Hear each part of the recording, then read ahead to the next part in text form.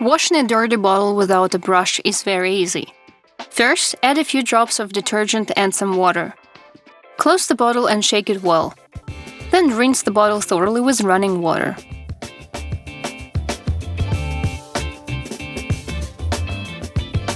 You can create an amazing tandem using household hooks and office clips.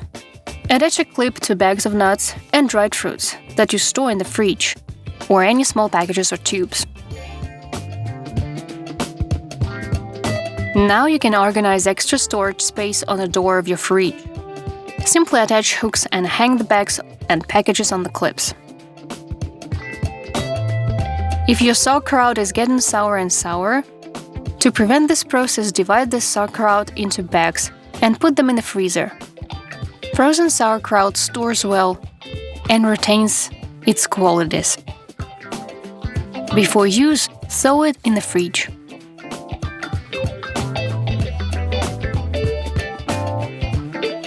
Before cooking chicken gizzards, rinse them thoroughly under running water and soak them in water for an hour and a half. Few people like the tough, stringy part of this offal, so carefully remove the most fleshy part. Make a cut under the film, turn the knife and cut off the fleshy part like fish fillet from the skin. First, fry the beautiful meaty pieces in a well-heated pan with a small amount of oil. Once the chicken gizzards are browned on all sides, add finely chopped onions to the pan and saute everything until it's soft.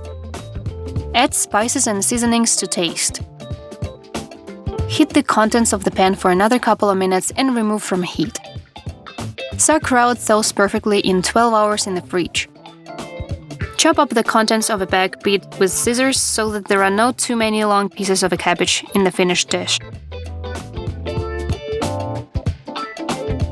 First, lay out the chicken gizzards with onions on the bottom of a heat-resistant or baking dish and cover everything with sauerkraut. If your baking dish has a lid, cover it. If not, make one out of foil and paper. Preheat the oven to 160 degrees Celsius and cook for exactly 1.5 hours at this temperature. After this time, turn off the oven heat. But leave the dish in the oven until it cools completely. Let it simmer and gain flavor. After all, as we know, sauerkraut dishes are good for at least a day.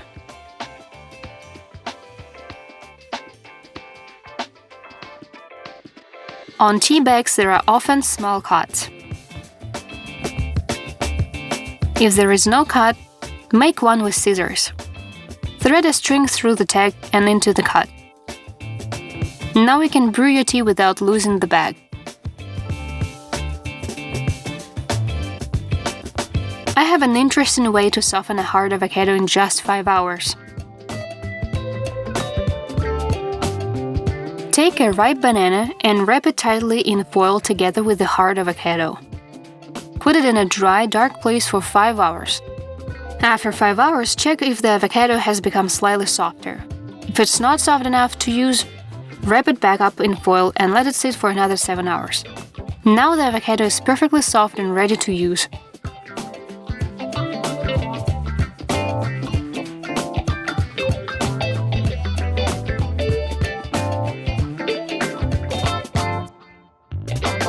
To prevent brown sugar from becoming compacted during storage, put paper towels in the jar first. Then add a piece of bread. Both will absorb excess moisture and keep the sugar perfectly loose. Dried fruits are best stored in the fridge, but homemade dried apples and pears should be stored in plastic or glass containers that seal tightly. Store in a dark, dry and cool place. Let's make dried fruit compote. Put a pot of water on the stove and add dried apples, dried pears, and raisins for sweetness. You do not need to use sugar in the compote. Once the water boils, let it simmer for 5-7 minutes. Then turn off the heat and cover the pot with a lid. Let the compote steep until it cools completely.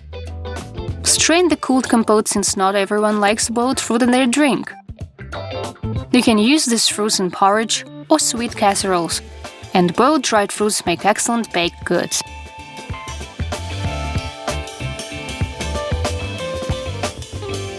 Add cooked dried fruits without liquid in a food processor or blender bowl. Long cooking oats, brown cane sugar, ground cinnamon, baking soda, melted butter, and an egg. Mix everything for 30 seconds. Add a little flour. You can use whole wheat flour. Mix everything quickly again and let the dough rest for a bit. Meanwhile, prepare a baking sheet. If the baking sheet is too big for the amount of dough, you can reduce its size. Fold the foil into a long, wide strip and lift the free edges up. This creates a stable separator. To prevent the separator from moving during cooking, make several fixator supports. Cover part of the baking sheet with parchment paper. Bake the cake in a preheated oven at 180 degrees Celsius for 30–35 minutes. Put the finished product to a rack and let it cool completely before cutting into pieces. This dried fruit cake is simply amazing with its gingerbread aroma. I'll share an easy way to learn how to use wooden chopsticks and not lose them in the process. Take a cocktail straw with a band, cut off the excess, and connect the chopsticks with a straw. You can be sure that now everything will work out. If you have a mold that you haven't used in a long time and your child has a spinner that they've already abandoned, you can combine these two items with a glue gun or glue to create a rotating stand for necessary small items and containers that should always be at hand.